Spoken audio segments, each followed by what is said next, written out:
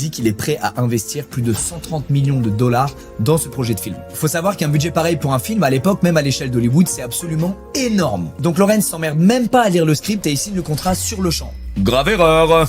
Il va découvrir l'ampleur des dégâts avant même d'arriver en Chine dans l'avion. L'île aux sirènes s'appelle désormais L'Empire des Profondeurs. et l'histoire à chier que Chang lui avait pitché à l'époque est encore pire qu'avant. Bon, préparez-vous, faut se projeter un peu et pour la première fois, pour vous aider à vous projeter, je vais générer avec des IA des trucs pour que vous visualisez bien le délire. C'est une terreur nocturne, je vous préviens. Donc, on a toujours un héros grec là, Atlas, qui a désormais un alter ego malicieux, qui s'appelle Tragine. Et alors qu'Atlas fait la fête dans son village natal, il se fait attaquer par une armée de tritons qui chevauchent des crabes géants. Et l'un des crabes géants là, il vole un bout du temple local avec sa grosse pince, j'imagine. Et un autre lui kidnappe le père d'Atlas. Donc, Atlas et Tragine partent en mission pour casser la gueule des tritons et ramener le daron à la maison. Et pour ça, direction donc Crab Island.